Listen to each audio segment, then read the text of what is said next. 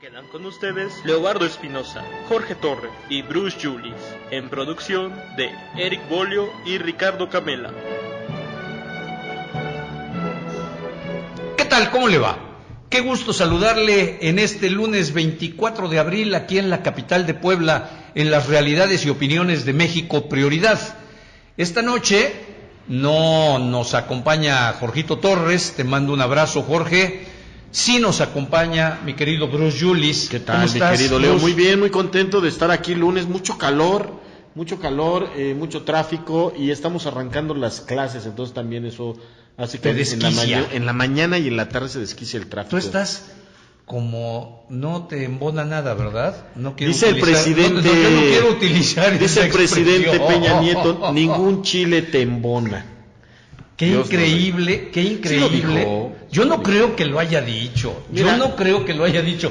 Pepe Ojeda Bustamante, te saludo nuevamente en esta tu casa. ¿Sí lo dijo Enrique Peña Nieto? Pues yo creo que es una expresión desafortunada, que es un dicho popular, y que con varias cosas de las que ha dicho abiertamente, pues esta no nos puede sorprender. No sorprendería. Yo no creo que la haya dicho. Pero no la dijo abiertamente en todo caso, ¿no? Eso sí es un hecho que seguramente lo dijo en un tema en corto, y aquí lo grave del asunto es pues que ya no hay en puede corto. ser corto, y sobre todo que la aprobación yo creo que está también en su mismo equipo.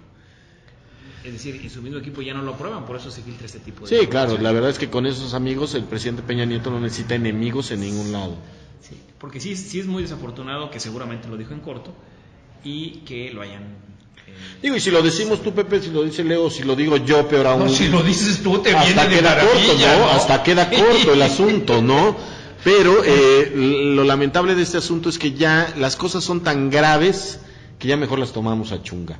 Oye, Pepe, menos, es decir, un dígito de aprobación para la gestión presidencial. Yo creo que todavía no llega a un dígito, pero debe estar por ahí se habla, ¿eh? Yo creo que anda todavía como con dos dígitos abajo de 20. Sí.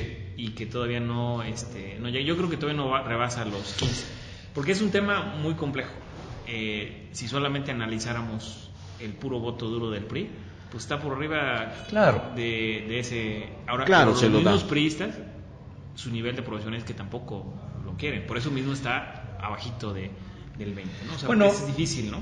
Pues me da mucho gusto que estés aquí, Pepe, que desde hace muchos años me has hecho favor de acompañar en diferentes medios, sí. Con diferentes cámaras, con diferentes micrófonos. Siempre un gusto. Y lo aprecio muchísimo. Pepe Ojeda Bustamante, de los mejores analistas políticos que tenemos en Puebla. Y alguien diría, y sus alrededores. Eres mi amigo, Leo. De a de veras, analiza de a de veras. Sí, porque la verdad es que ya hay mucha tendencia a la hora de hacer análisis político, ¿no? Mira, lo que hoy sucede es que justamente con esta maravilla de la tecnología, pues cualquiera nos hacemos de una camarita, de un micrófono. Y ya creemos que tenemos que opinar. Pero yo no me lo creo, Yo sí me lo creo, la verdad, y estoy feliz.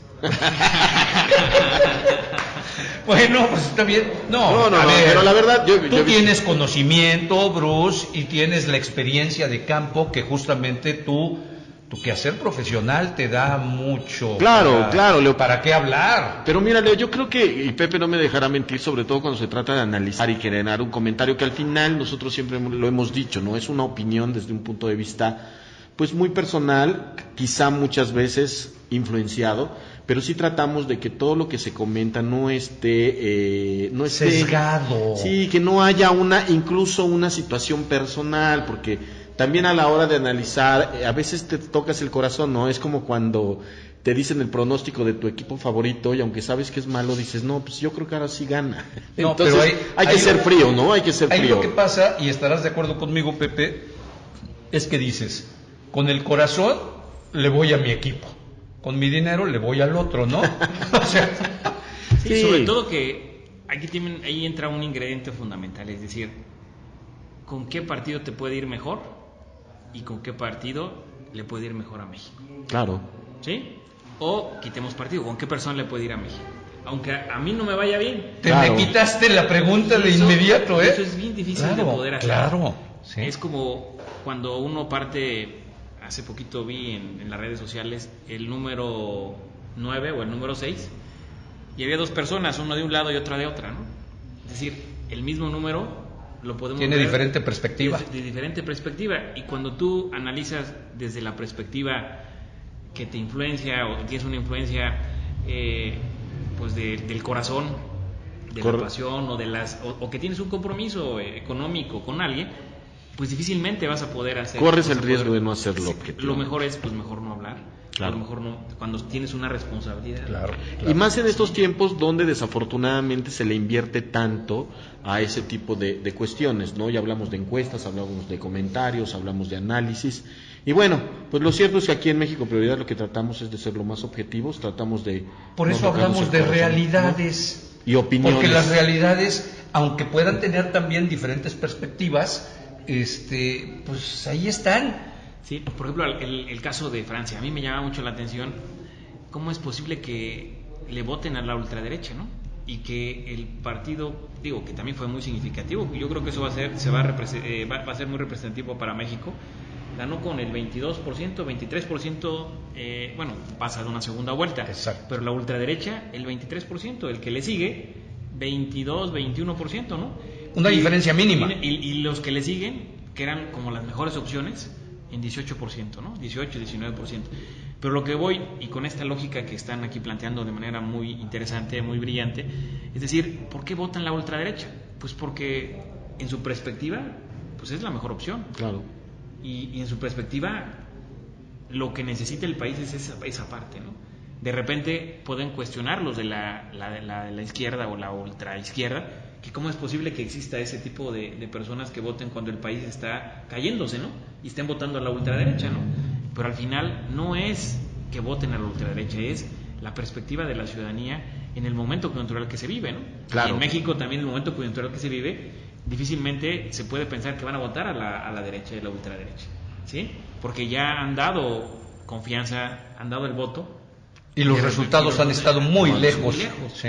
Y de repente pues la gente con el hartazgo dice, pues vamos a ver al otro lado, ¿no? Muchas veces ahí están varios análisis a partir de la teoría, pues que es como el péndulo, bueno, ya nos fue mal, nos vamos al centro, pero tampoco funciona, pues vamos a ver, a probar el otro lado, ¿no? A veces no funciona en esta lógica y ya se vuelven cosas más radicales, ¿no? Y que esperemos que en México no sea tan radical este proceso que del 2018 que nos viene en puerta, sí, bastante, ¿no? Difícil, ¿no? Sí. Difícil, interesantísimo, y me parece determinante en el devenir del futuro de este país, porque la situación que estamos viviendo, aunque los voceros oficiales digan que es fantástica, la realidad es que habría que salir y preguntarlo a la gente, a la gente de a pie, que es la mayoría. Sí, y que lo tienen en encuestas, ¿eh? Las encuestas no mienten. El que le da la interpretación le da el giro, ¿no? Para un lado o para otro.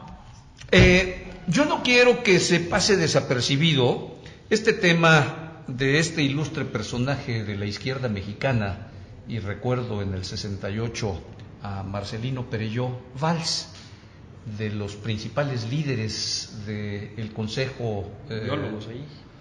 Ideólogos, yo no sé si ideólogo, pero de los agitadores principales, sin duda. Y hoy viene al caso, desde hace 2 o 3 semanas, porque en relación a este famoso tema de los porquis, estos jóvenes mexicanos veracruzanos violaron a estas chicas y que uno de ellos está detenido, y que el caso es que derivado de esto, que fue tema mediático de 8 columnas durante algunos días, por lo pronto ya se moderó, porque han seguido surgiendo otros casos. Derivado de todo esto, Marcelino Perelló, que hasta hace unos días disfrutaba de este micrófono, que no entiendo cómo la UNAM le pudo abrir un micrófono para que este señor haya reconocido abiertamente haber violado a su hija y a una serie de mujeres, que incluso lo platicó con una jactancia y todas han disfrutado. ¿Sabrá lo que es entonces las consecuencias de una violación hacia una mujer? ¿Qué opinión te merece esto, Pepe? Pues aquí el tema es que una de las características de los seres humanos pues es que tenemos un raciocinio, ¿no? Y una de las características de una sociedad es que todos cedemos parte de nuestra libertad precisamente en un esquema de la razón, donde una sociedad pues tiene que convivir y una sociedad tiene que reproducir los valores que como sociedad nos demanda y nos exige. Y cuando encontramos este tipo de actos, pues vemos que hay personas o hay individuos que ni siquiera no alcanzan la categoría de persona, persona, exactamente, porque esto ya perdió de vista lo que lo obliga a la sociedad en una sana convivencia, ¿no?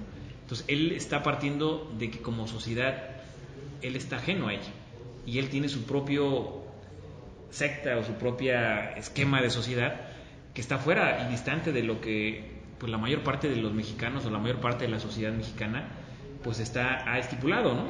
Y creo que esto pues es completamente pues denigrable, y creo que esto incluso hasta por sí mismo debería hasta de generarse un acto de que la ley, o sea, de actuara, porque pues esto no puede ser posible, pues, o sea, porque si viviéramos en otra sociedad y tuviéramos otra forma de convivencia en nuestro país, en México, y otro esquema legal, jurídico, pues podría ser tolerable ese tipo de actos, ¿no? A lo mejor no lo aceptas, pero pues a lo mejor en ciertas sociedades puede ser que tampoco podemos satanizar que es lo más malo y lo más ultra, ¿no? Y tampoco podemos juzgar de más, ¿no? Pero como sociedad y nuestros valores y nuestro marco normativo, pues debería de generar ahí una sanción ejemplar fuerte, no solamente quitándolo el tema del aire, ¿no? Porque es algo grave, pues, ante nuestra sociedad y ante los ojos de nuestra sociedad y como juzga nuestra sociedad, ¿no? Terrible, claro, diría yo. Yo creo que aquí también es un tema interesante esto, porque no estamos hablando de cualquier institución. Claro que cualquier institución cualquier situación, como bien lo dice Pepe, tendría que llamarnos la atención, tanto como sociedad y como autoridad.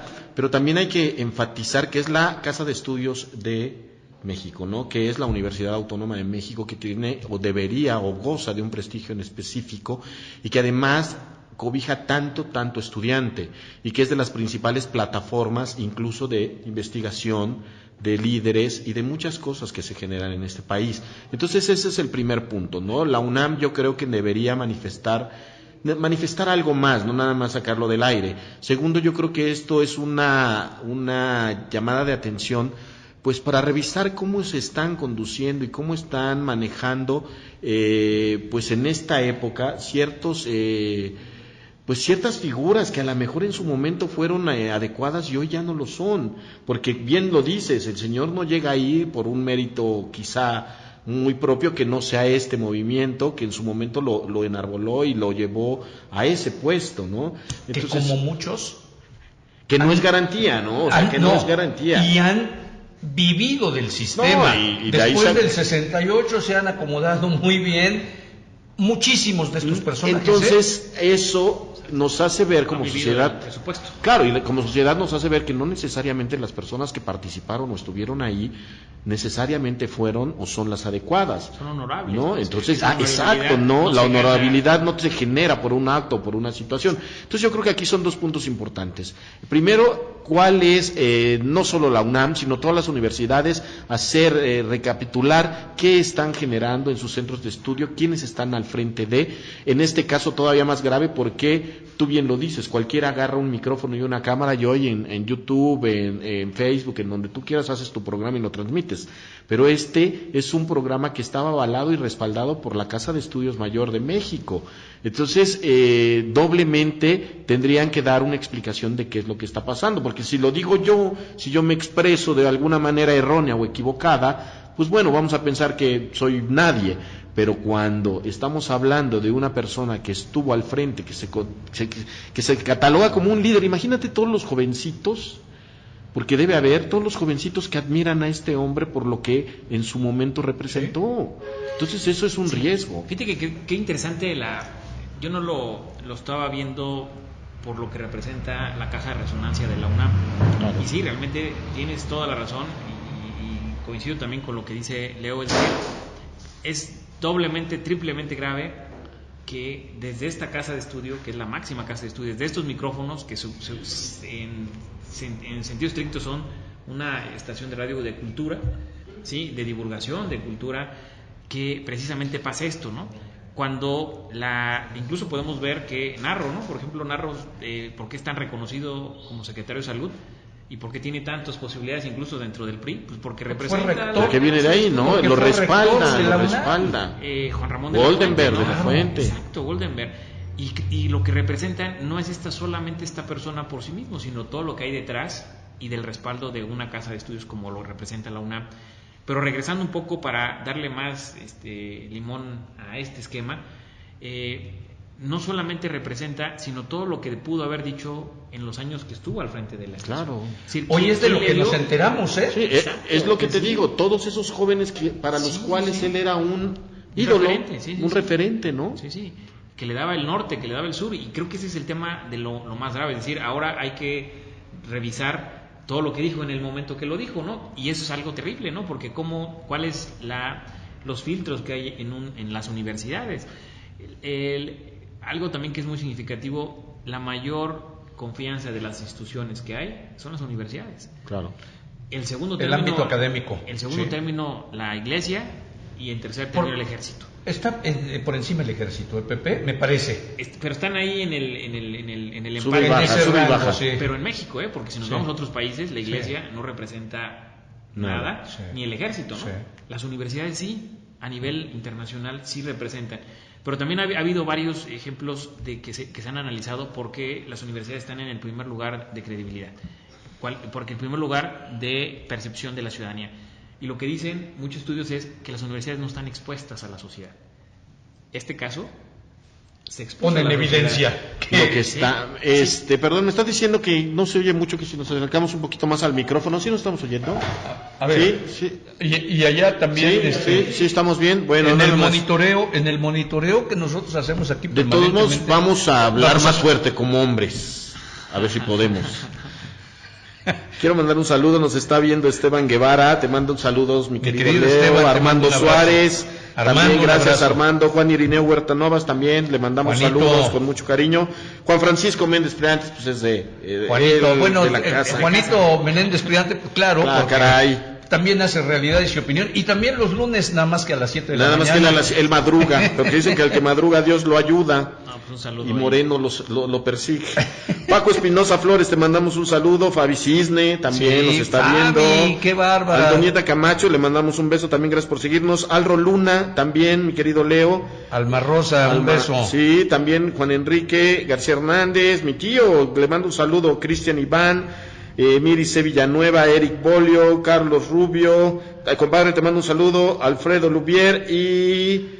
Pues Juan Francisco nos dice, ustedes se oyen bien, Ojeda no, que tú eres el que no se oye bien, así que acerca el micrófono. Ya, gracias Juan Francisco, dice Juan Francisco, ya estamos, hasta se muere de la risa Juan Francisco. Lo vamos a hacer, Juan Francisco. Gracias a todos los que nos están sintonizando, compartan. Yo siempre digo, claro, no sean egoístas, no se queden ustedes con toda la información, compártanla con sus amistades y con sus muros. Y bueno, pues... Seguimos, Leo. Oye, bueno, pues si les parece vamos a dejar de lado ya este tema que, insisto, no quería que pasara desapercibido. Y ¿qué tal la elección en el Estado de México, que sin duda será el referente para la elección presidencial? ¿Cómo la ves, mi querido Pepe Ojeda, cuando... Hoy un reportaje de Álvaro Delgado en la revista Proceso señala que algo muy raro, ¿no? Estas 3 empresas que están vinculadas a casos de corrupción escandalosos. Algo raro que en México no pasa. No, es que después vamos a hablar del Sistema Nacional Anticorrupción, pero en donde OHL, IGA y Odebrecht están financiando la campaña de Alfredo del Mazo. Sí. Pues es interesante analizar no solamente este proceso electoral 2017 del Estado de México, sino aquí irnos hacia atrás.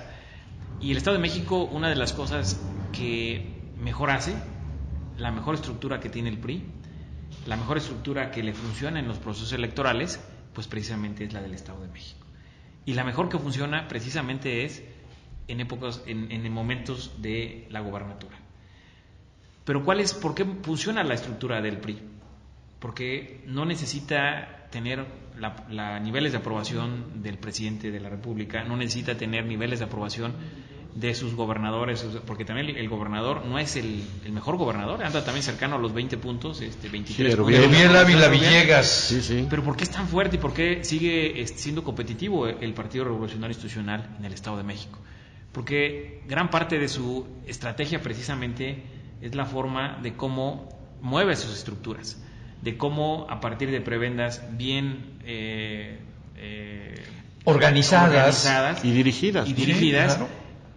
Porque también si analizamos el caso del Estado de México, tenemos al Estado grande, el mayor en número de electores, el mayor también en lo que representa la zona conurbada en población, es muchísimo más grande que el Distrito Federal o que la Ciudad de México, pero también tiene unos niveles de pobreza, de marginación grandísimos. Es decir, no solamente hay que ver al Estado de México en lo grande, en lo poderoso económicamente, porque la zona industrial más fuerte, más importante, no es Puebla, no es el Bajío. No es Nuevo León. No es Nuevo León, es precisamente el Estado de México, que en poco tiempo pareciera que en unos años ya va a dejar de serlo, porque está colapsado y ya no tiene para dónde. Ya no genera movilidad la industria, porque está ahí colapsada dentro de esta mancha que representa el Estado de México, pero precisamente es un poder económico muy grande, ¿no? Pero aparte de la cuestión económica, pues tenemos la pobreza y la marginación altísima. Eso es determinante, porque entonces con la repartición del dinero en cualquiera de sus formas, estarán operando para tratar de conservar a como dé lugar este bastión tradicional. Y también se liga con Morena, es decir, ¿por qué Morena es tan fuerte en el Estado de México? De la nada crece, pues precisamente porque gran parte de esa población que vive en marginación, en pobreza, pues ve como una alternativa a Morena. ¿Y por qué también es opción Josefina Vázquez Mota? Pues porque precisamente la clase media, la clase relacionada, la parte empresarial, que es grande, pues también ve con buenos ojos a Josefina Vázquez Mota. Es decir, ¿por qué los tres tienen posibilidades de ganar reales? ¿Tú sí crees que Josefina tenga posibilidades? Yo creo que en este momento el que menos posibilidades tiene es el PRI. Bueno, el PRI es el que menos posibilidades tiene en cualquier estado del país. Pero con esa estructura que tiene el PRI, a la gente la puede convencer y la puede llevar, puede mover esa estructura a que sea competitivo, como lo está haciendo ahorita. Es decir, por eso este tipo de escándalos no es ajeno pues a lo que se vive en el Estado de México, pero tampoco es ajeno a lo que se vive en otros partidos, porque también no solamente podemos decir que así mueve el PRI y nada más, ¿no? El PAN así mueve también sus estructuras, el PRD también así mueve sus estructuras, el Distrito Federal, ¿por qué ha sido, o la Ciudad de México, por qué la han ganado? Porque las estructuras que en su momento fueron priistas se trasladaron al Partido de la Revolución Democrática, y así funcionaba. Ahorita ha emergido Morena y le ha precisamente quitado gran parte de este voto que no necesariamente era una estructura, ¿no? Pero la estructura del PRD sigue moviendo Mancera, ¿no? Y hay ocasiones en donde los alumnos salen mejor que los maestros. Sí, ese es otro tema. Sí. Pero regresando al tema, por eso es competitivo el PRI. Es decir, el PRI no podemos darlo por muerto, porque lo que representa 4.5 puntos son los que aproximadamente se mueven con estructura. Es decir, si la ventaja en este momento, en teoría, tiene ventaja la profesora Delfina, de Morena. De Morena. ¿Sí? Sí, pero no tiene más allá de 6 puntos, pues ese es el tema que lo vuelve muy vulnerable. 5 puntos es lo que en datos duros arroja los estudios que se han hecho, de que 5 puntos los puedes ganar moviendo tu estructura, o sea, moviendo la lana para que ganes. Sería. Más de 5 puntos es difícil, porque estamos hablando de millones de personas que no te alcanza todas estas recursos de estas empresas y de otras más para poder ganar una elección si la ventaja es de más de 6-7 puntos, ¿no? Porque ahí sí, la ciudadanía, aun cuando quieras manifestar o quieras comprarlo, pues te va a dar la espalda. Yo creo que aquí, con respecto a la intervención de OHL y de todas estas empresas, pues vaya, porque quisieron hacer en proceso una investigación, pero la verdad es que no era necesario, con que los veas. Ha sido un secreto a voces. OHL es el monedero y es el lugar donde saca todo el dinero, no solamente Peña Nieto en este momento en el Estado de México, incluso el gobernador de aquí también se sirvió bastante bien de esa. Y desde antes de tocó, ¿no? Moreno Valle, Morín también tenía... esa ha sido siempre una constante. Yo creo que aquí lo interesante es lo que dice Pepe, siendo el Estado de México el mayor padrón y teniendo la mayor cantidad de votantes, aquí lo que hace interesante al PRI, lo que le permite vivir es su voto duro. Hay que recordar que la movilidad del voto duro del PRI siempre ha sido una parte fundamental, sobre todo a la hora de cerrar filas. Tal es el caso en Puebla. En Puebla lo perdieron porque hubo unas situaciones tipo Distrito Federal, donde Moreno Valle jaló estructura del PRI, jaló a los buenos tranzas que tenía el PRI y generó, pues lógicamente, que ese voto duro, que era el que manejaban los operadores, se revirtiera un poquito hacia él y lógicamente el hartazgo y la inconformidad de la gente. Pero también hay que recordar que en el Estado de México, como bien dice Pepe, ya hay un hartazgo, ya hay un cansancio por parte de la sociedad. Yo creo que aquí lo interesante será no ver cómo opera el PRI con respecto a su voto duro, que ya lo tenemos bien razonado. Habrá que seguir cómo va a manejar Morena esa inconformidad para convertirla en votos. Yo creo que tendrá que hacer Morena que el voto se incremente, porque en la medida que se incremente el voto y la asistencia a las urnas, él será beneficiado. Lógicamente, como en últimos años ha sido la estrategia de los partidos posicionados como PRI y PAN, lo que tratan, y muchas veces esto hacen las encuestas, que por eso a veces son engañosas, porque te hacen ver como, hay dos temas, ¿no? Si lo ves muy perdido, dices, bueno, ya va perdido, la verdad ni va a remontar, ya está dado esto, no vas a votar. O al revés, te dan un margen muy importante y dices, bueno, ¿para qué me arriesgo? Ya ni salgo ese día porque ya está ganando esta señora y ya no me acerco a la urna. Entonces yo creo que aquí lo interesante será ver eso, que de verdad Morena logre acercar a sus militantes a las urnas. Y ha sido muy inteligente la estrategia, aunque a muchos no les guste, de Andrés Manuel, igual que en el Distrito Federal, lo que sucede. Por eso vemos que Andrés Manuel se empieza a rodear de figuras no tan deseables, no tan bien vistas, pero que al final son unos operadores que saben la tranza. Y si tú quieres que las cosas te las cuiden bien, pues contrata un ladrón. Y contrata un ladrón porque él va a saber por dónde pueden meterte el gol. Sí, fíjate que es interesante esto que dice Bruce, porque cuando ahorita ya la mapachería sí ha evolucionado y se ha adaptado al nuevo sistema político mexicano. Son como los virus, sí.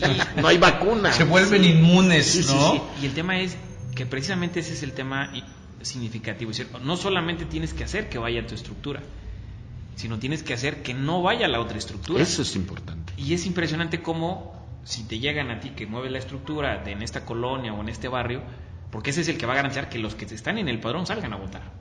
Si están viendo el partido, si ya dicen, no, ya va a ganar ya no salgo, esta persona va a ir y la va a sacar. Pero si le dan 5 pesos y el de enfrente le dice, ¿sabes qué? Te doy 10 pesos para que no muevas la estructura, recibe los 15 pesos. De una vez, ¿sí? Claro. Y decide o no sacar la estructura o sacar la estructura. Pero es la perversión precisamente de los procesos electorales en nuestro país, donde está bien definido que solamente lo que cambia es, en este caso, Morena o los candidatos independientes. Son los que rompen este molde. Y ya no lo paran, ¿no? Si crece, la indignación de la ciudad crece, y no puedes moverlo con estructura, lo mueves con la indignación. Finalmente, Pepe, Bruce, todo esto no es más que uno de los de las consecuencias de la terrible corrupción en la que estamos inmersos. Exacto. ¿Coincides? Si no estuviéramos inmersos en un esquema de escándalos de corrupción, en México estuviéramos discutiendo el tema de la inseguridad. De entrada. ¿Sí? No, porque a lo mejor si no hubiera corrupción, la pensarían antes de delinquir, entonces a lo mejor sería un tema que no tocaríamos. No, la corrupción no se va a acabar nunca, porque es propio de la condición humana. El problema es la impunidad. El problema es que quien está operando todo el sistema nacional anticorrupción, pues son los depositarios de la confianza que les hemos dado y que se han equivocado, 1, 2 y 3 veces. Por un lado el Senado, por otro lado la Cámara de Diputados, pero por otro lado también el Poder Judicial y por otro lado también los partidos políticos son los que han de alguna forma partidizado estas cuotas, lo han manejado como cuotas cuotas de poder o team político, entrar precisamente en el tema del Sistema Nacional Anticorrupción. Pero sin embargo cuando entra la sociedad, pero precisamente eso es a lo que voy a decir. Sin embargo, hay varios elementos que la ciudad tiene presencia, ¿no? Que ha logrado entrar, que ha logrado abrir espacios que en el caso del INE se ha pervertido en muchos casos. En el caso del IFAI o del INAI también se ha pervertido, pero son espacios que tarde o temprano la ciudadanía los va a agarrar y no los va a soltar, pues como hay varias de las cosas que se han generado. Yo lo que considero que también nuestra democracia en México todavía no está tan madura, pues. Si analizamos las democracias, la francesa, la democracia española, tienen 10 años más que la nuestra, ¿sí? O más muchos más años, yo creo que muchos más, tienes toda la razón, pero en España en los 80s, a partir de ahí empieza la democracia, a partir de ahí podemos contar que tiene democracia España. Pero sin embargo, en nuestro país es una democracia todavía incipiente, pues que todavía no tiene pies y cabeza, que todavía no hay una madurez en términos organizacionales de la sociedad civil, que no hay un tema de madurez de los espacios de la sociedad civil, y que precisamente eso, que de repente tengamos retrocesos. Yo sí creo que también los datos duros que arrojan las encuestas que han hecho también la Secretaría de Gobernación, donde el más del 60, casi 70% de la población está dispuesta a hacer justicia por su propia mano, ¿no? Y eso creo que es lo más significativo desde mi punto de vista, que la sociedad, cuando agarre a un Duarte, cuando agarre a un político que ha generado impunidad, no va a haber forma de cómo detener. Por eso me refería que en el 2018, si no se encausa hacia la parte electoral de la mejor forma, va a acabar en un tema violento, pues, porque la ciudadanía, pues, no necesariamente es que sea Morena la solución, sino lo que voy es que si Morena no logra enarbolar y dar resultados como lo está pidiendo la ciudadanía, se va a ir por otro lado, pues. Y los candidatos ciudadanos y los candidatos independientes y pues incluso hasta otras cosas más agresivas que pudiera dar la sociedad, porque está esperando que ahí exista algo, pues que un respiro, un oxígeno, una válvula de escape, y esta válvula de escape fue en un momento, o está siendo en un momento, el Sistema Nacional Anticorrupción. Tiene que funcionar, pues, y esperemos que funcione, pues, porque si no, pues y ahora, ¿quién podrá defendernos, no? O sea, ¿y ahora qué sigue, no? Después del Sistema Nacional Anticorrupción, pues pareciera que no existe nada, ¿eh? Bueno, fíjate que aquí pasan varios temas. Primero salió la famosísima ley de transparencia, donde ya íbamos a saber qué iban a hacer con todo, íbamos a enterarnos cómo movían su dinero, íbamos a saber qué operaciones tenían. Pues, ¿qué creen? Que no, les valió madre, y resulta que la transparencia se volvió en ley del cinismo. Luego, en qué se gastaban, pero pues no pasa nada, ¿no? Viene luego esta famosísima, que también es ciudadana, 3 de 3, donde efectivamente ponen sus 3 de 3. Que es ahí donde justamente la plataforma para ir generando todo esto. Pero sí, también llega la 3 de 3, que es de una manera voluntaria, que todos los que se presentan lo van a hacer. ¿Y qué creen? Pues que nos engañan y nos presentan su 3 de 3. Yo creo que esta situación del sistema anticorrupción, como todo lo que se genera en México, hay que recordar que México incluso ha sido muchas veces premiado por la calidad de leyes que se generan dentro del país. Y es que decía el emperador Claudio que un país corrupto necesita tener muchas leyes. Mientras más corrupto eres, más leyes debes de tener. Yo creo que aquí hay un punto interesante. Primero, pues bueno, como dice Pepe, ya se generó, ¿no? Habrá que celebrarlo, ya lo tenemos. Yo déjenme decirle los dos, Leo lo sabe, Pepe se lo manifiesto, yo soy un poco escéptico de este tipo de cuestiones, porque no me parece que no puede haber una opción si no hay una consecuencia. En México ya no nos falta hacer leyes, lo que nos falta es generar consecuencias. Tenemos un aparato penal, gubernamental, electoral muy bien establecido. Tenemos instituciones que están por lo menos en el papel perfectamente establecidas, solamente que no hay consecuencias. No hay consecuencias cuando un INE analiza la intervención de empresas en campañas, que además lo tiene estipulado y perfectamente claro en la ley.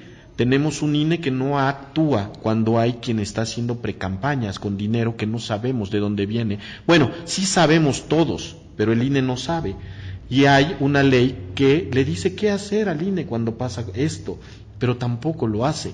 Entonces estamos generando al final más leyes y más leyes y más leyes. Ya no. Qué bueno, lo celebramos, pero también yo creo que es momento de generar consecuencias. Ahora, tú lo dices muy bien, Pepe, ¿en qué momento como sociedad vamos a entrar?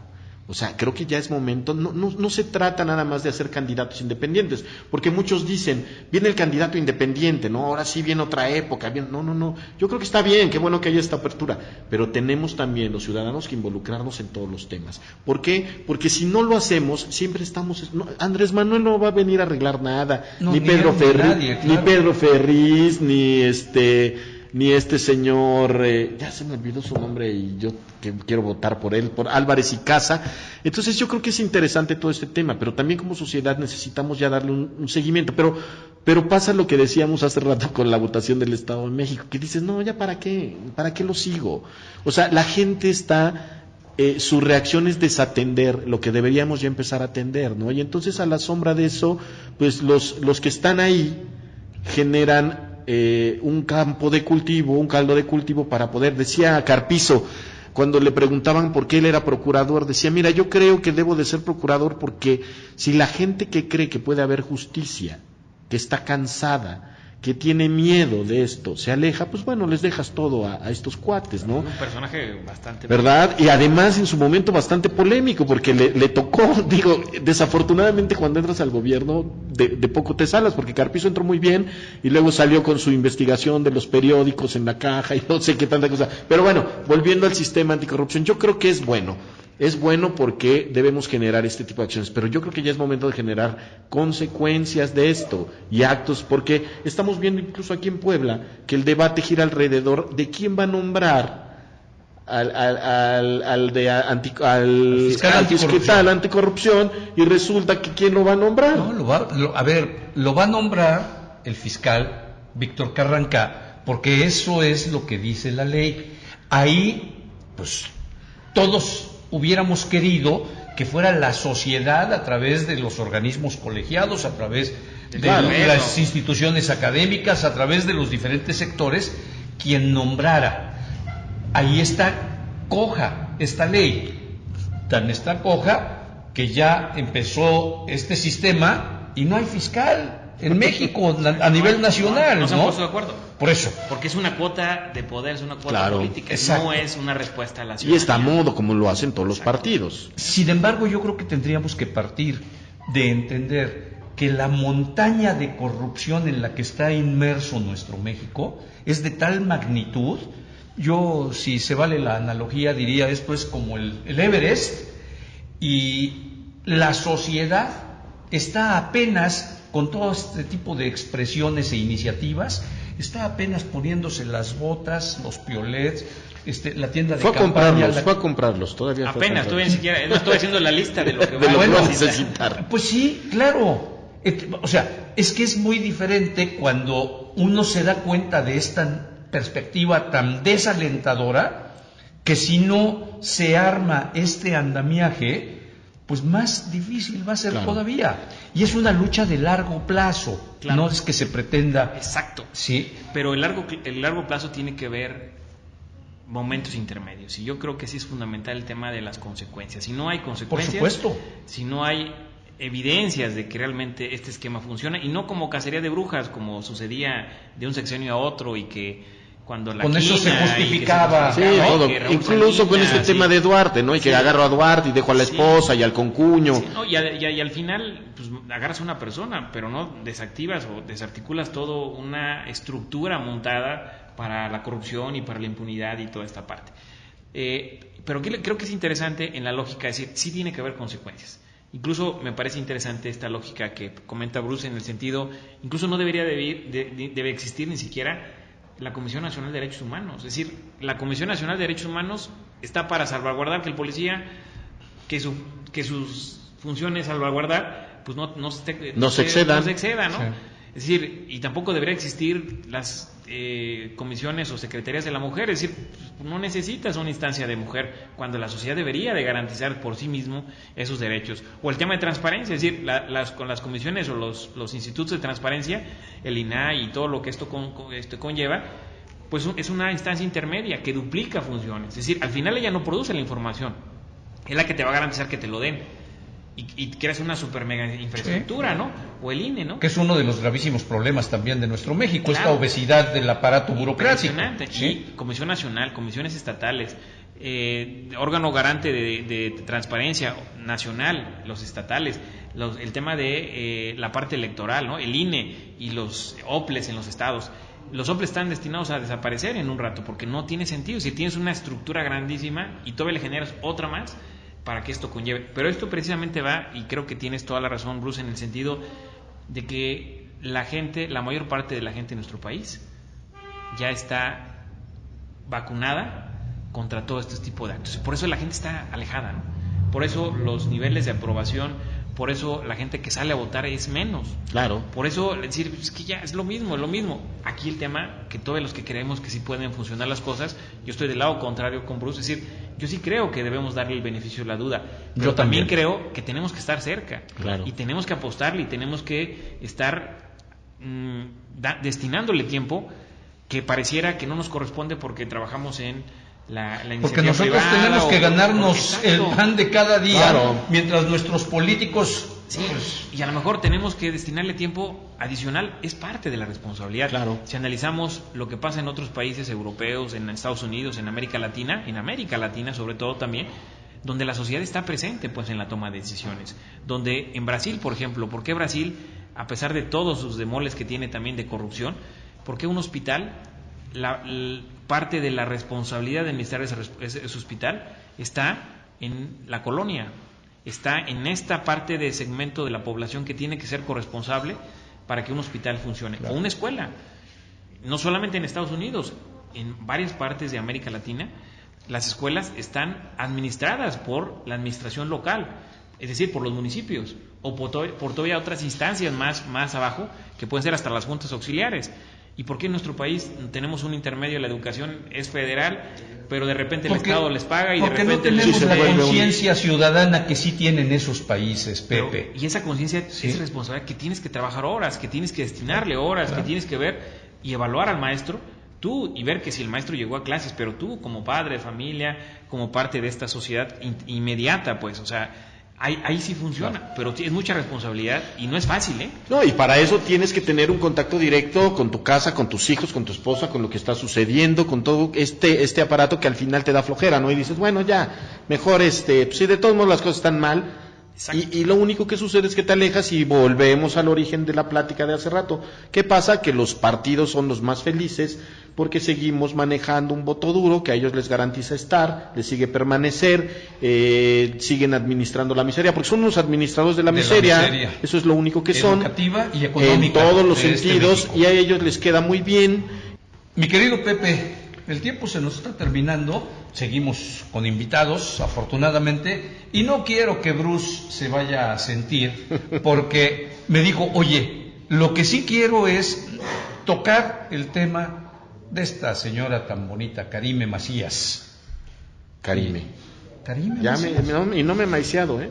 No sé. Fíjate que el tema de Karime, el tema de Karime, Pepe, Leo, a mí me llama mucho la atención, porque yo sí creo que incluso hasta para ser delincuente ser mujer te trae muchos problemas. Karime está en el centro del huracán de este tipo de ahorita está en Londres. Bueno, pero paseando. Pero está igual, yo lo decía en algo que escribí en Facebook y lo hacía un símil, a lo mejor de manera irónica. ¿Cuántas mujeres de Duarte no hay, no? ¿Cuántos diputados cómplices? ¿Cuántos periodistas cómplices? ¿Cuántos empresarios cómplices? O sea, está bien, qué bueno que nos centremos en esta imagen que además yo creo que nos va a dejar algo bueno esta situación de la esposa de Duarte. Yo creo que en este momento a muchas esposas de muchos políticos les va a prender el foco y se van a dar cuenta que en el botín, porque eso es, en el botín político electoral, ellas ya también le entraron. Y ya le entraron porque en este momento también va a resultar, está padre, fíjate, agarro a Duarte y ahora el señuelo que sigue es su esposa. Entonces genera una ola gigante sobre la señora, que además la gente está enojadísima con ella. Pues sí, pero al final ella fue tan cómplice como cualquiera, ¿eh? No la disculpamos de nada, no la disculpamos porque además ni somos quién. Pero aquí lo interesante es... como sociedad... Bueno, claro puede ser, sí, pero yo a lo mejor decía, yo a lo mejor no tengo la calidad toda moral para decir... No, yo tampoco la tengo, pero los agravios... a millones de veracruzanos. Claro, Leo, pero no hay que desviar la mirada. Si bien es cierto que esta mujer fue una cómplice, como todas las esposas de todos los que podemos ver, porque todas tienen el disfrute y goce de las tranzas. Fíjate que ahí había, para ponerle la cereza también, si tú lo revisas con la delincuencia organizada, con el narcotráfico, pues las esposas son partes fundamentales, ¿no? Claro, son las que... Si tú le rascas cómo han detenido a varios narcotraficantes, pues por las mujeres de las esposas, de las mujeres, y esto precisamente es decir, no está alejado la delincuencia organizada con la delincuencia organizada política, ¿no? O sea, ese es un tema que como tú lo estás refiriendo, ¿no? Que ya lo dijo Buscaglia, la mejor organización de la delincuencia en México es su clase política. No, claro, son de los mejores. A ver, y eso no lo dijo Bruce Julis, o sea, No, y yo creo que, te digo, yo nada más quería hacer referencia, no disculpar ni pasar este tema como a favor de ella, no, porque no es así, pero yo creo que sí hay que tener mucho cuidado como sociedad con lo que nos clavamos, sobre lo que nos vamos, y si bien es cierto que esta mujer está en este momento en Londres, también es cierto que en este momento hay mujeres que son candidatas y han sido cómplices, que están dirigiendo partidos y han sido cómplices, que han sido diputadas, senadoras, y nos vamos a lo que tú quieras y han sido cómplices. O sea, tampoco nos quieran vender que la esposa de Duarte es una delincuente que nació de la nada y nunca se había visto algo así.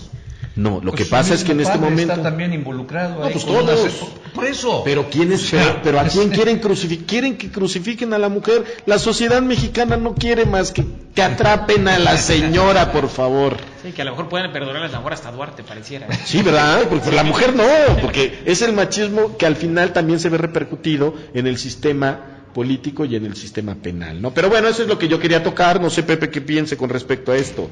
Y aprovechamos para decir esta primera hora, mi querido Pepe. Pues, en conclusión, a mí me parece interesante dos cosas. Desde mi punto de vista, lo más importante es que mientras la sociedad no logre llevar la indignación al más alto nivel, pues no va a haber consecuencias.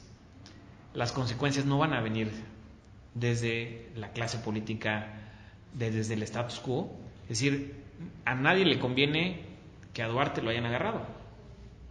¿Sí? Claro. De entrada, la clase política no le conviene.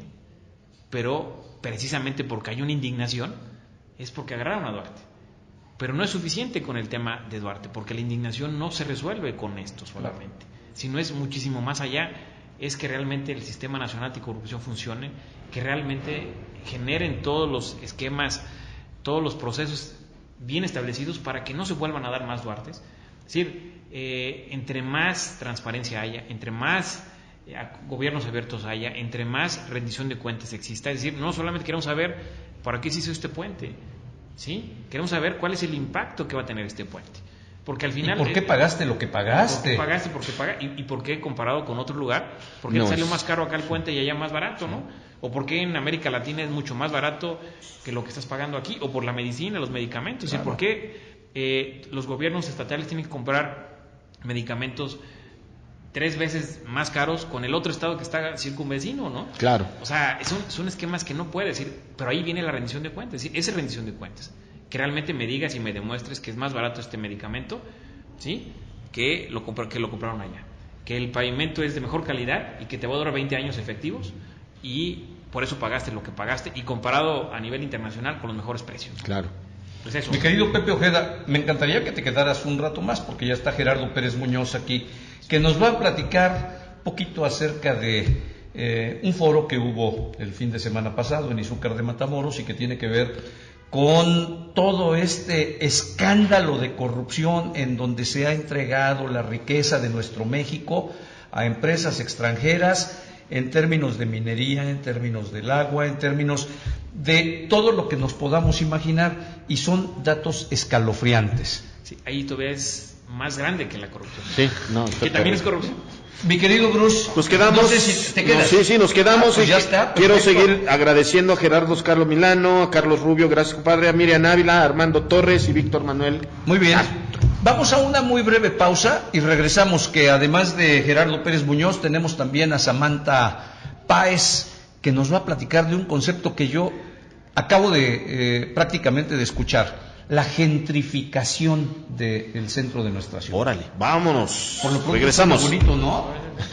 Pepe, un ya gusto. veremos. Volvemos en un Regresamos. momento, no se vaya. Saludo con muchísimo gusto nuevamente, mi querido Bruce, qué Aquí bueno seguimos. que te quedas. Gracias, Leo. Gerardo Pérez Muñoz, ¿cómo estás? Muy bien, muchas gracias. ¿Cómo les fue en este En el foro? foro, muy bien. Si tomamos en consideración el número de gente, el lugar desde el que se desplazaron, hubo gente de la Sierra Norte, de Teciutlán, de Tlahuilotepec, de Pahuatlán, de Zacapuastla, de la Sierra Negra, de la Mixteca, obviamente, de Acatlán de Osorio, de Tehuitzingo, de Izúcar. Que de muy la ciudad pocas de veces Puebla. hablamos de todos estos municipios, ¿eh? Pareciera que el estado de Puebla es Puebla capital. Y su zona conurbana, Sí, ¿no? sí. Y a mí me parece desde esta perspectiva, los compañeros también veracruzanos, que tenemos una problemática común, que me pareció muy rico, y por primera ocasión, si lo puedo asegurar, en un foro de esta naturaleza, por primera vez se pone a discusión la Carta del Derecho a la Ciudad, algo que los grupos ecologistas, ambientalistas, el radical chic urbano no han tomado en consideración, y se pone en juego las dos visiones que hay sobre la ciudad, esta visión neoliberal de la ciudad, en donde la especulación sobre el uso del suelo, por una parte, este concepto disque nuevo de la llamada gentrificación, que no es más que mandar a los pobres a la periferia en aras de una reconfiguración espacial en la ciudad y encarecer los servicios, por una parte, y la otra, la propuesta de una ciudad democrática, incluyente, participativa, pluriétnica, multicultural y con respeto a esta gran diversidad social, religiosa, pero además que tenga como base la justicia social. Y aquí es donde entra algo que estaban discutiendo ustedes ahorita. De acuerdo a la Comisión Interamericana de Derechos Humanos y a la Corte Interamericana y al Tribunal Permanente de los Pueblos, no podemos explicarnos lo que sucede tanto en México como a nivel mundial sin el concepto de desviación de poder. No es efectivamente que haya muchas o pocas leyes, sino para qué se hicieron. Hoy es legal, es absolutamente legal en que a la gente, a través de, por ejemplo, un concepto que metieron en la reforma de hidrocarburos, como es esta servidumbre de paso, te quiten tus cosas, te quiten tus tierras, el pretexto. Sí, pero no solamente. Cuando llegue a la ciudad va a ser peor, porque no es solamente en el medio urbano. Entonces, si lo vemos desde esta perspectiva, nos fue muy bien. Hay una alerta a nivel mundial. Estamos ya llegando al precipicio y vamos como zombies hacia el precipicio de la debacle y la catástrofe ambiental, la devastación ambiental a nivel mundial. Datos muy elocuentes como Planeta, el informe Planeta, 83% de las especies han desaparecido de 1970 a la fecha, el derretimiento de los polos. Glaciares. Y lo vemos aquí en Puebla, la cuestión de que el volcán Popo y la Malinche no tuviera nieve ahora en diciembre, por una parte, o por la otra, que haya cerca de 30 municipios en el estado con graves problemas de sequía.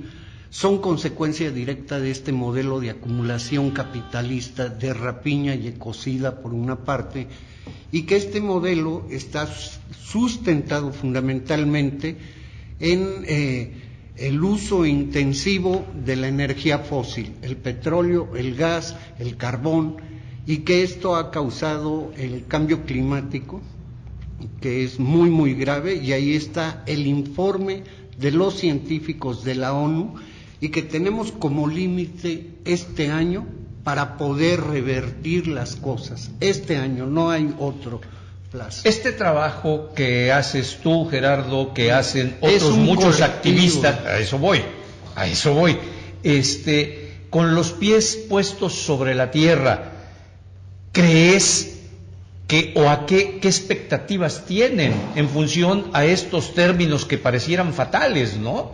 Respecto a, bueno, pues lo que podrían ser las condiciones de vida para todos, absolutamente, deslumbrados por este interés de ganar el dinero a costa de lo que sea. Y el llamado que nos lo han metido hasta la médula, este espejismo llamado progreso, desarrollo o modernidad. Hasta la médula lo tenemos. Pensamos que la modernidad, el desarrollo o el progreso es echar concreto hidráulico cuando sabes que eso afecta las condiciones climáticas, ¿no? Y ahí están los informes, no los decimos nosotros. Está el informe de Planeta Vivo 2016, está el informe de este conjunto de científicos que tiene la ONU sobre el cambio climático, que son devastadores ya. Y bueno, es una lucha a nivel mundial. No podemos ver esta lucha, pongo un ejemplo, lo que sucede en la Sierra Norte, como si fuera entes aislados, lo de la minera, lo de las hidroeléctricas, con algo que está pasando del otro lado del planeta, porque está pasando prácticamente exactamente lo mismo. Ahora, no es que desaparezca la Tierra, lo que está en peligro es la especie humana como tal. Esta irracionalidad que nos han metido bajo esta lógica de acumulación de capital, de este capitalismo salvaje. Vuelvo a la pregunta, con los pies puestos sobre la tierra, ¿cuáles son las expectativas de ustedes los expertos, Gerardo? Creemos que hay visos para poder resolver, es un problema mayor, efectivamente, pero creemos que empieza a haber visos de poder más o menos dar marcha atrás a toda esta maquinaria. Y, ¿por qué lo decimos? Tenemos por una parte polos muy claramente diferenciados. ¿Quiénes son los dueños del mundo? 16 personas. 16 familias. Personas, ¿sí? Ni siquiera familias, que te concentran la riqueza hoy de 4.500 millones de habitantes de la Tierra. Esto es, cosas más absurdas no pueden haber, ¿Quién te concentra? Sí. ¿Cuántas personas te concentran la riqueza en México de más de cerca de 60 millones de habitantes? 4. Esta es ya la extrapolación. Y por eso decíamos, y concordamos con ello, lo que mencionó el Papa Francisco en Italia hace 3 años, de que ya vivimos la Tercera Guerra Mundial. Y esta guerra mundial es la guerra de pobres contra ricos, o más bien de ricos contra pobres. Los ricos contra... Gerardo, hay dentro de estas pues medidas internacionales de estas autoridades, o como se les pueda decir, internacionales con respecto a la ecología, ¿hay alguna designación o algo que obligue a legislar, que obligue a los gobiernos a tomar acciones positivas con respecto a esto, a la biodiversidad? Mira, hace rato estaba escuchando el empoderamiento de ciudadano. Pongo nada más un ejemplo de hasta dónde llegan de hipócritas esta gente que está gobernando. ¿Quiénes son los gobernantes en realidad? No es Peña Nieto, no es Moreno Valle. Ellos están al servicio de... caballerangos, son simplemente los caballerangos de la gente del poder que no realmente da la cara, ¿no? Lo mismo los diputados, senadores y demás. Pero sí hay visos interesantes. Decía hace 8 días, el revertir la privatización del agua en Milán, en París, en Dar el Salam, en Uruguay, en Montevideo, Uruguay, en Buenos Aires, Argentina. Y ahora 3, 4 ejemplos muy claros. El hecho de que ya se constitucionalizó el derecho de la madre tierra, de la Tonantzin-Tlali, ¿en dónde creen ustedes? No es en países latinoamericanos solamente. 1. Y en Alemania, en donde ya se reconocieron que la tierra tiene derechos y que por eso es un sujeto a proteger, y cualquier ciudadano puede también entablar una demanda en contra del gobierno y una empresa si le estás haciendo daño a la madre tierra. Y no hay ninguna ley que pueda estar por encima de esta. No, claro que no. ¿Por qué? Porque se pone como prioritario en la Constitución alemana el cuidado de la madre tierra. Si no, ¿cómo vas a sobrevivir? Claro. Es hasta una lógica de sobrevivencia del mismo capitalismo. El segundo país, ustedes saben que el río Ganges y el Himalaya están protegidos. No. Yo la verdad no. Están no me hagas examen, porque siempre voy a reprobar. Están protegidos legalmente. Es como si aquí protegiéramos legalmente al ISSSTA y al Popo. Que son una afluente importante de agua. ¿Por qué? Porque Porque es el filtro natural del agua. Y ahí el Himalaya y el río Ganges, junto con otros ríos, están protegidos legalmente. E igualmente en algunas municipalidades o departamentos en Italia, y aquí en América Latina es pionero Bolivia y Ecuador, en donde está a nivel de constitución la protección de un ser vivo como es la madre tierra. Entonces esto empieza a cambiar, porque además es un cambio de paradigma. Lo que se menciona es que estamos en la crisis del antropocentrismo. ¿Qué quiere decir esto? En palabras muy sencillas, a la tierra la vemos nada más como un medio para satisfacer nuestras propias necesidades y la usamos y la desechamos. Sí. Le estamos matando con agroquímicos. Sí. Pero no solamente eso. Esto, ¿qué es lo que estamos comiendo? Estamos comiendo hoy veneno. Veneno, efectivamente veneno, a través de las agroindustrias. Sí. ¿Y a qué nos lleva también esto? A lo que se conoce como el paradigma del biocentrismo. ¿Qué es esto? ¿O qué significa? A la protección jurídica, al reconocimiento jurídico de la madre tierra, de la madre naturaleza. Gerardo, estos foros, entiendo, como este que celebraron en Izúcar de Matamoros el pasado sábado, sí fue así, ¿verdad? Sí.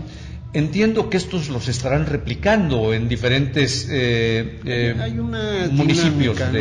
¿Sí? El día sábado se hizo en Izúcar, el día domingo los compañeros de otro colectivo hicieron una asamblea informativa en Xochitlán de Vicente Suárez.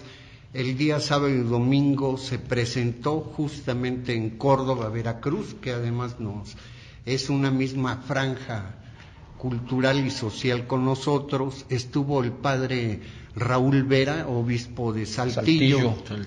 Y el compañero Andrés Barreda, en donde presentaron los resultados de la audiencia final del Tribunal Permanente de los Pueblos, en donde claramente se establece este concepto de desviación de poder del gobierno mexicano. O sea, ¿para qué le vas a reclamar cuando tanto todas las instancias gubernamentales como los poderes están aliados para permitir este modelo de acumulación son los de primeros capital? que lo hacen. Claro. Ahora, generar esta conciencia en la sociedad, cuesta mucho. No, pero por supuesto. Y además con un riesgo enorme, que también me parece ha sido motivo de las mesas de trabajo de un foro como este, que es la criminalización de la protesta, ¿no? Para esto, evidentemente, tienen que trabajar muy fuerte, ¿no? Ahí se hizo 2 denuncias muy claramente establecidas por parte de una de ellas por parte de los compañeros de Ocotepec, en contra de la presidenta municipal del PRI, doña Macaria, no recuerdo su apellido, porque hay órdenes de aprehensión por defender el agua común y porque se opusieron a que Living Water se llevara su agua, o controlara o gestionara su agua. Y el otro es un caso reciente, es de un compañero de Tlacuilotepec, que está ya más cerca de Poza Rica que de la ciudad de Puebla, en donde la empresa TransCanada quiere pasar el gasoducto. Es un gasoducto que arranca justamente desde Canadá y que se hizo famoso en una parte de Estados Unidos porque el pueblo Dakota se opuso a su construcción. Y bueno, ahora los compañeros totonacos sin aguas los están amenazando si no dan el permiso o el derecho para pasar. Para que pase. Pues vaya que es un panorama poco alentador y en donde la responsabilidad de quienes más o menos nos vamos enterando, y ustedes los especialistas, esta responsabilidad social pues es enorme, ¿no? Que no somos especialistas, ¿no? Somos yo creo que más yo creo que sí, yo creo que eso te iba yo a decir, Gerardo. De repente yo, que te escucho con mucha atención y trato de entenderlo todo muy bien, pareciera a veces que es un tema difícil de la ecología, esto de la biodiversidad. ¿Lo es de verdad o es simplemente lo ajenos que estamos a eso? Hay que verlo en perspectiva. El concepto, se acuña en el siglo XIX. ¿Cómo llega a México? ¿Quiénes lo implementan? Eran las capas medias, ¿no? En los 70, que lo que nosotros decimos, no pueden ir al Oxxo si no sacan el carro, van al Oxxo en carro. Claro. Y nada más para darles un dato, ¿saben ustedes cuánto se va a importar en términos monetarios de gasolina este año México? Se supone, se quejan y está carísima. 35,000 millones de dólares. Es el negocio de la importación de gasolina. Ahí está el negocio. Sí. Bueno, ¿qué es lo que ha sucedido? Los pueblos indígenas, que además es algo muy interesante porque nos acompañaron 2 sacerdotes, ambos católicos, el padre Tacho, a quien le agradezco mucho que haya estado con nosotros, párroco de Coscatlán inicialmente, San Gabriel Chilaco, hoy está en Tehuacán, y del padre Mario Pérez Pérez. Él actualmente es el secretario ejecutivo de la Pastoral Indígena de la Conferencia Episcopal Mexicana y que ha estado en la zona Nahua y Totonaca. De hecho, sus misas son en Nahua o en Totonaco. Pero volviendo a lo que dices, lo que nosotros hemos perdido, y hay elementos para decirlo, es este contacto con la naturaleza. No es un ecologismo de nuevo cuño, ¿sí? Del radical chic que decimos, que las ciclopistas y demás. ¿Por qué? Porque solo disfrazan el tema. Claro, obviamente, y entras a la lógica del capital. Claro. No estás menguando absolutamente nada. Lo que se ha brotado en Puebla es este espíritu del respeto a la naturaleza a partir de esta concepción que tienen los pueblos indígenas y mestizo campesinos sobre la defensa de la naturaleza. Y les comento muy rápidamente, en un congreso que hubo en la Ciudad de México, se acercó un niño porque se llevó una vaca, estaba ahí una vaca. ¿Y cuál fue la sorpresa del niño? Que hasta ese momento un niño de 11 años se dio cuenta que la leche venía de la vaca. ¿Sí? Y cuando le preguntaron, ¿de dónde crees que viene la leche? Pues del botecito. Sí, y yo nunca había visto una vaca. Nunca. Sí. Esa ocasión conoció a la vaca y supo por primera vez de dónde viene la leche. Es como el agua. Tú le preguntas a la gente, ¿de dónde viene el agua? Te va a decir que de la llave. Y no va a imaginar la reserva. Todo el esfuerzo, todo el tiempo que pasó para que se generara esa reserva de agua. Y que tiene que ver con los escurrimientos del Popo, claro. Por eso es importante cuidar el bosque, etcétera. Entonces, es todo un concepto sobre la naturaleza. Estos son hoy las 2 ideas que se contraponen. Esta idea del antropocentrismo contra el biocentrismo. Mi querido Gerardo, como siempre es un placer. Espero que nos sigas viniendo a compartir, porque esto le abona a este despertar de conciencia que es evidente que necesitamos para después poder aspirar a hacer lo que en congruencia debemos hacer? Pues creo que acá los medios de comunicación juegan, insisto, un papel fundamental en favor o en contra. Y regularmente es en contra. Es en contra de los movimientos. Ellos aquí son... no, ¿eh? No, obviamente. Yo he estado acá en infinidad de ocasiones. ¿Sí? Pero si lo digo, empiezan a criminalizar a los compañeros que están luchando.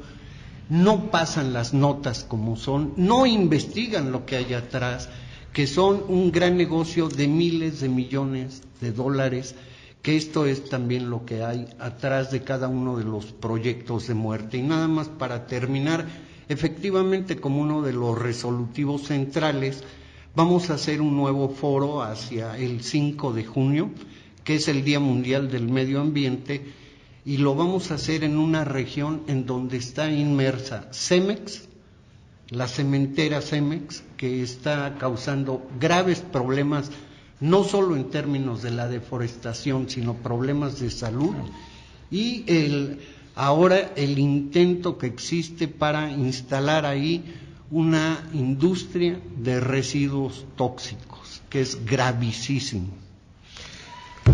Pues qué pena que te despidas con ese comentario, mi querido Gerardo, pero es obligación. O es un aliento, porque también van a venir compañeros de Apasco, sí, que han sufrido este problema, gente de Tula, Tepeji, de Veracruz. Con una incidencia de cáncer. Advertir, ¿no? Toda la incidencia, lo que ha generado. Un dato. ¿Saben cuánta gente va de esta cuenca? ¿Cuántas ambulancias salen al hospital de oncología a México? 14 ambulancias diarias al hospital de oncología en la Ciudad de México. Son escalofriantes estos datos, ¿eh? Claro. Sí. Gracias, Gerardo Pérez. Qué gusto. Vamos a una brevísima pausa, que ahora vamos a platicar de esta gentrificación del centro de nuestra ciudad con Samantha Páez. Ella es periodista, muy joven, del lado B.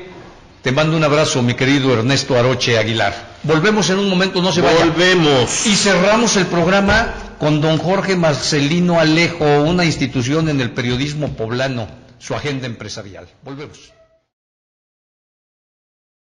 Pues ya regresamos, mi querido Leo. Oye, me asustan los temas de Gerardo, sí, me dejan frío y fíjate, me quedo callado.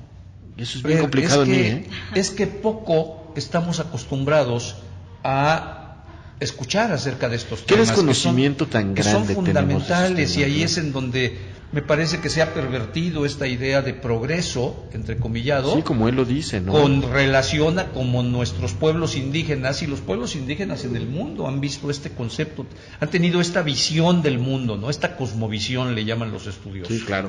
Pero bueno, Samantha Páez, lado B, ¿cómo estás? Bien, acá.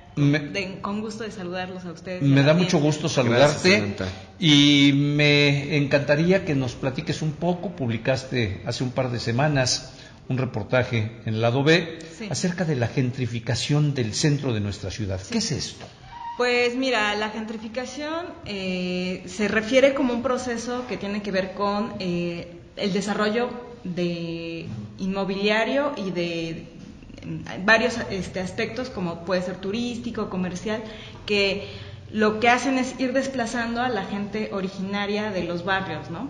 Es decir, se trata de un poco el mercado de suelo, donde las empresas o la gente que tiene el poder adquisitivo de ir comprando los espacios, los compra. Hay, por ejemplo, ciudades como en México, en la Ciudad de México, donde se utiliza para vivienda. Por lo que me dijeron las especialistas que yo consulté, aquí en Puebla es sobre todo para el turismo, o sea, para cosas que tienen que ver con el turismo, como hoteles, restaurantes, barcitos, cosas así que tienen que ver con el turismo y que hacen que la gente que vivió en esas casonas, suponte 5 o 6 generaciones que tenían toda su vida viviendo ahí, ya no pueden costear la renta, no pueden costear los servicios y entonces se van de ese lugar y dejan esos sitios para este tipo de comercios turísticos, ¿no? Pero yo te preguntaría, ¿esto no es un proceso natural que se da en cualquier ciudad en el mundo? O sea, porque aquí no es, por ejemplo, nada más en el centro de la ciudad.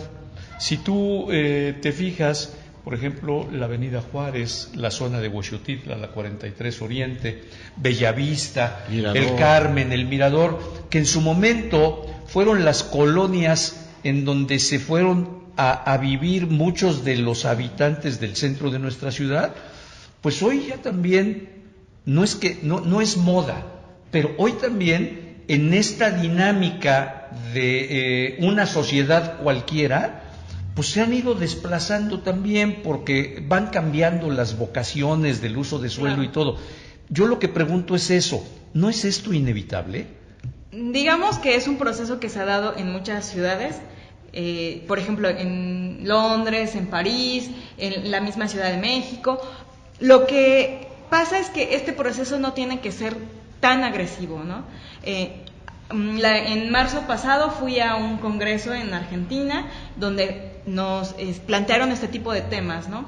Era un congreso que hablaba sobre política de suelo y decía, está bien, o sea, las ciudades tienen sus dinámicas propias, nos explicaban que en un principio, después de la colonia, la gente rica, conforme los pueblos indígenas necesitaban pues llegar a la ciudad, la gente de dinero se empezó a ir de los centros. Entonces, como tú dices, se fueron a La Juárez, se fueron al Mirador y todo claro. eso. Y después, cuando de nuevo la gente de menor nivel económico se fue apropiando de esos espacios, se fueron yendo cada vez más lejos. Pero ahora la tendencia es que regresen al centro, ¿no? Lo que pasa con esta problemática es mucho más grave de lo que se puede ver, o sea, de una dinámica nada más así como de mercado y de, bueno, que regresen al lugar donde, digamos, estaba hecho para la clase económicamente alta, sino también tiene que ver con un rollo de pobreza. Es decir, la falta de planeación de las ciudades hace que la gente más pobre efectivamente viva en la periferia, pero eso no solamente es, bueno, ya viven allá y punto. Implica que esa dinámica los hace más pobres. ¿Por qué? Porque tienen que gastar más en el traslado, transportes, no hay servicio. O sea, no hay muchos servicios públicos, entonces tienen que gastar más, por ejemplo, en agua potable, porque en su colonia pues no hay agua potable, entonces tienen que comprar la pipa, bueno, el agua tal cual no la compran, pero el traslado del líquido pues sí lo tienen que pagar a lo mejor más agua de garrafón, porque si no pasa la pipa, pues con qué se bañan, con qué pasa todo esto. Si no tienen luz, pues entonces... Pero ¿será, Samantha, que se dan estos fenómenos? ¿No será que más bien quienes llegan a estos asentamientos en las orillas de la ciudad es la gente que viene del campo? La gente que finalmente se ha movido del centro de la ciudad, y bueno, yo no soy experto, evidentemente, pues yo te puedo compartir que la gente que vivimos aquí en el centro de la ciudad de Puebla hace 50 años o 60, sí que nos fuimos a diferentes colonias porque ese era el sinónimo de progreso. Claro. Y dejamos esto, ¿sí? No es que haya venido la inversión de la gente rica de donde quieras y que haya expulsado. Además aquí, bueno, pues ¿dónde están las políticas públicas también que puedan ayudar a minimizar esta situación, ¿no? Sí, lo que pasa es que creo que esto se puede ver de diferentes ángulos. Es decir, la gente que tiene el poder adquisitivo de ir a cualquier colonia que le parezca mejor, incluso cambiarse de estado o de ciudad, pues claro, no tiene problemas porque su poder adquisitivo le permite irse a una colonia que tiene servicios, que tiene escuela cerca, que tiene todo. Entonces, digamos que estas personas con un poder adquisitivo alto, que por su propia voluntad y por cuestión, llamémosle, pues quizá de comodidad, hay gente que se muda al campo porque, no sé, le parece mucho más sano. Entonces, ellos no tienen esta problemática porque no se van a vivir a un lugar donde no hay servicios, donde no hay nada, se van a vivir a un lugar que está dotado de todo. Que incluso podría estar hasta mejor. Claro. Esa es la expectativa. Claro, sí. Si te vas, por ejemplo, a un lugar, pues una ciudad mucho más chica, pues padeces menos del tráfico, incluso hay más servicios como el agua, porque pues se distribuye entre menos casas y todo eso. Pero el problema con la población que no tiene esa capacidad es que se va a ir, por ejemplo, si aquí en una vecindad pequeña o no tan pequeña, renta un cuarto y ese cuarto le cuesta, por decir algo, 1,500 pesos. Puede estar ahí una familia completa y vive en total hacinamiento, pero no gasta en traslado a la escuela porque a lo mejor la escuela le queda a 2 calles. No gasta en el traslado hacia el mercado o hacia el centro de abasto porque le queda pues un mercado cerca. No gasta a lo mejor en ir a otro tipo de servicios, por ejemplo de salud, porque están cerca. Entonces, si tú ves en este sentido del transporte público, pues no están gastando. Entonces, aunque pagan 1,500 de renta, no gastan en otras cuestiones. Si esa familia vivía en una vecindad y esa casona decidieron que la van a hacer hotel, los corren. Entonces, con 1,500 pesos, ¿qué tipo de entrada a dónde se van a ir? Claro, ¿no? Se van a ir a lo mejor a una colonia del sur, muy, muy lejos, no sé, quizá pasando San Ramón, Minerales, no, es claro, terrible lo que ha crecido sur, por ¿no? allá, claro. Por decirlo así. ¿Qué va a pasar con estas personas que tenían su centro de trabajo a lo mejor en el mismo centro? Pues que van a tardar 1 hora en llegar. Sí, claro. Que a lo mejor la escuela de los niños pues la van a tener que cambiar y a lo mejor esa escuela tiene otras condiciones. Entonces, si le metes el asunto del trayecto, para empezar, antes se tardaban 15 minutos en llegar a su trabajo, a la escuela, donde sea, y ahora se van a tardar 1 hora, hora y media. Eso ya implica calidad de vida. Réstale 3 horas de tu día en el transporte público, que además no es de la mejor calidad. Que además pasa y no es se desastroso. Además claro. Pasa y no se para el pinche transporte público. Claro, porque tampoco es Yo regularizado. intenté venirme en transporte público, déjenme Se le decirles, quitaron las ganas. 2 mi querido veces Bruce. le hice la parada a una combi y las 2 veces las dos me ignoraron. Tomé un paso firme hacia la casa y mejor me vine en coche. Pero sí, la verdad es que esto es un panorama difícil. Pero ¿a poco no le convendría más a los gobiernos tener a la gente sentada en el centro o más cercano? Porque al final los servicios, como tú lo dices, ¿Ya están? los va a no, y aquí, porque Sí. si se van abriendo al final, Claro, aunque sean claro. asentamientos irregulares, antes o después vas a tener como gobierno que llevarles todo, y Claro. eso a ti te va a generar un costo. Entonces, yo creo que también aquí el punto es que los gobiernos o han visto un muy buen negocio en este tipo de inmuebles, Bueno, hay algunos que sí. sí, ¿no? O sea, Claro. Y o no han valorado el hecho de que la vida que le genera a las ciudades el hecho de volver a la gente al centro, ¿no? Creo que esto tiene que ver con un problema que no solamente ocurre aquí en Puebla, sino que generalmente ocurre en todo México. No hay un desarrollo, no hay un planeación de la ciudad. Sí, no hay O sea, un es plan, decir, plan de desarrollo, Ajá, no lo sí hay. lo hay, pero se somete a los intereses mercantiles, ¿no? Yo creo que no lo hay porque si tú como gobierno te pones a pensar lo que decía, ¿cuánto te cuesta llevar los servicios para una colonia que está lejísimos? Pues te cuesta muchísimo dinero del erario público que podrías gastar en otra cosa, ¿no? Pero si estás aquí en el centro, una de las cosas que vimos en este foro que les comento, la organización que organizó este foro es el Instituto Lincoln, que está en Estados Unidos. Ellos se encargan de todos estos temas que tienen que ver con política de suelo, y una de las hipótesis que planteaban, o más bien de las ideas que ellos creen que puede ser la solución a este tipo de problemática, es: está bien, dar los permisos, ok, vamos a construir vivienda, pero el 20% va a ser vivienda de interés social, preferentemente para la gente que vive ahí. Claro.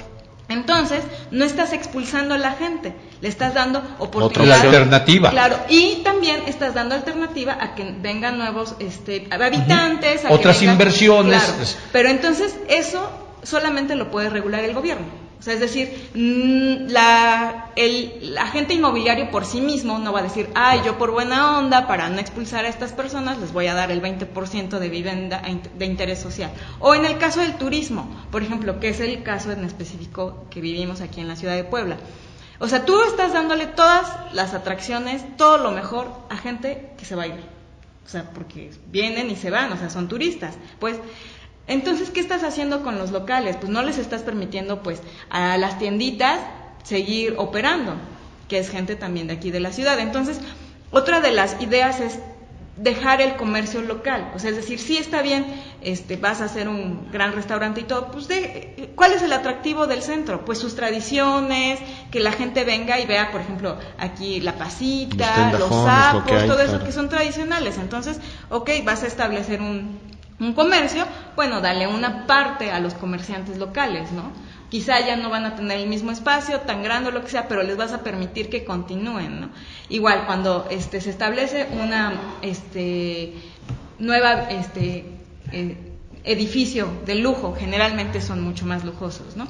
Órale, pues déjale un porcentaje a la gente para que siga viviendo ahí, ¿no? Y no se vaya. Y otra cosa que planteaban, hay un sociólogo del Instituto Lincoln que se llama Francisco Sabatini. Él decía que pues todas estas cuestiones generan como un cierto conflicto, no digamos para la sociedad en general, pero sí para los entes que están ahí involucrados. El agente inmobiliario que quiere hacer algo en esa casona y la gente que vive ahí, ¿no? Entonces él decía que perder el arraigo, por ejemplo, para esa gente, ¿no? Que toda su vida ha estado ahí. Y que además les representará después buscar una casa, en qué condiciones, en qué punto, a lo mejor hasta se cambian de ciudad, dicen yo ya no puedo vivir aquí en Puebla porque no me alcanza el dinero, mejor me voy a otra ciudad, ¿no?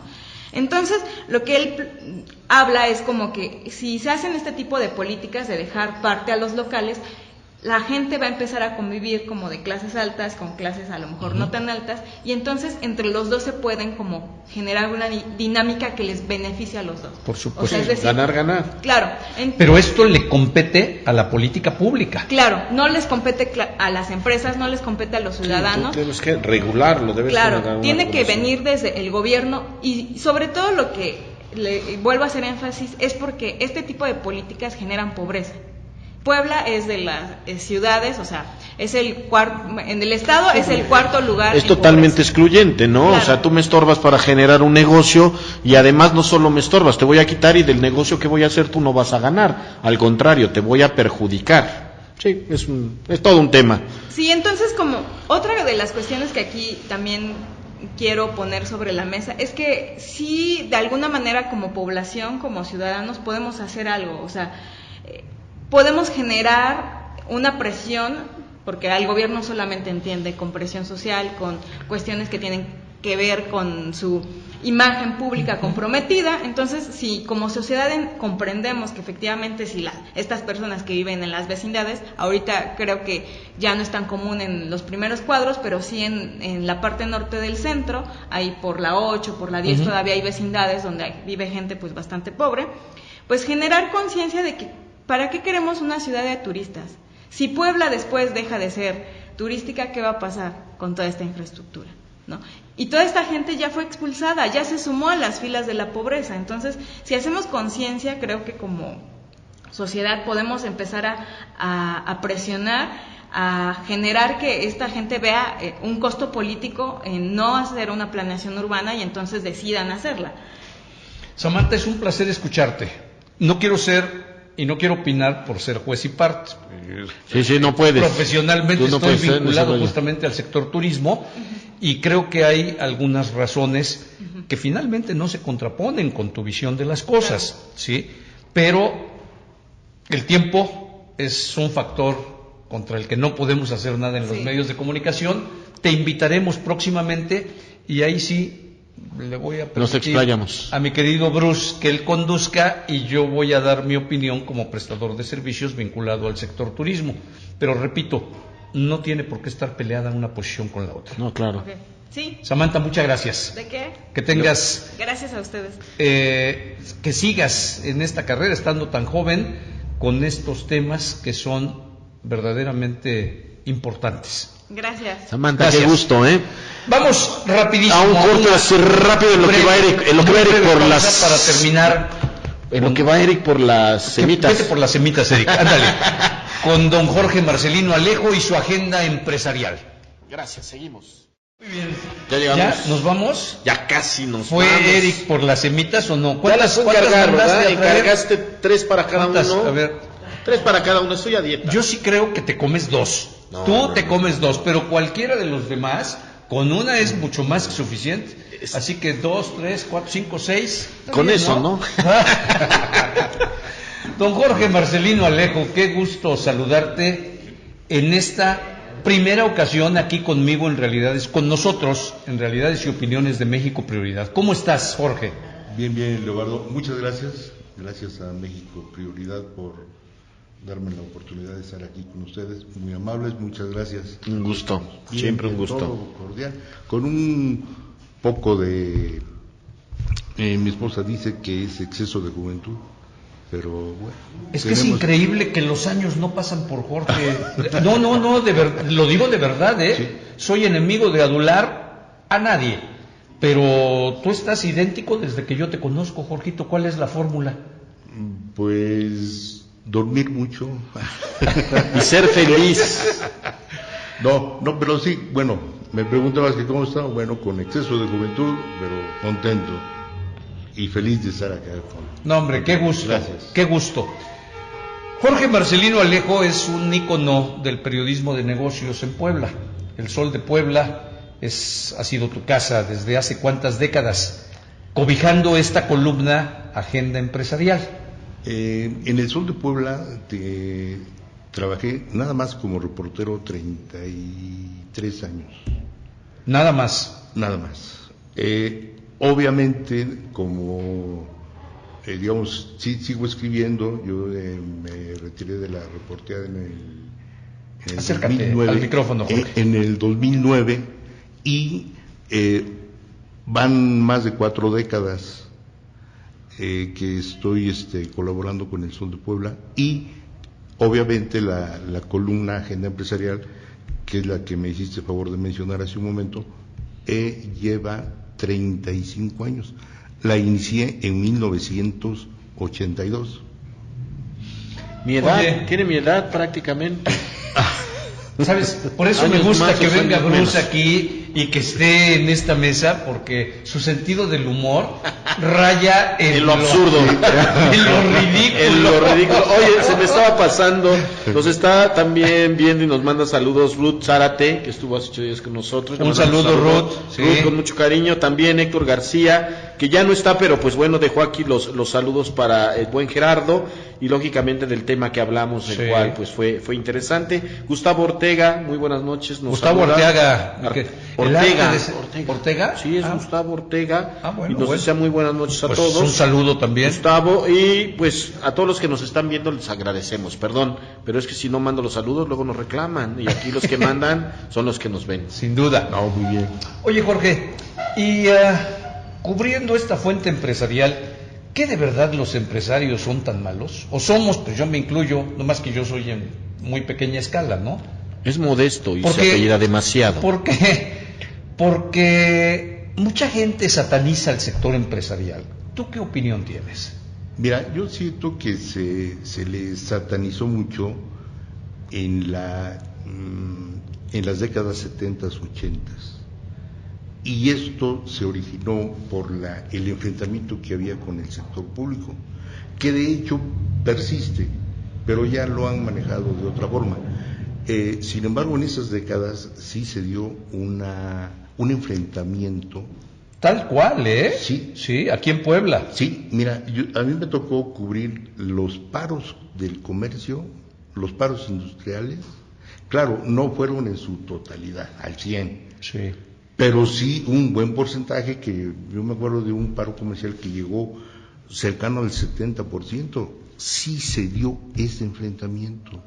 ¿Y por qué? Bueno, por las medidas fiscales, trabas burocráticas, presiones. Esto fue Realidades y Opiniones con Leobardo Sosa, Jorge Torres y Bruce Julis.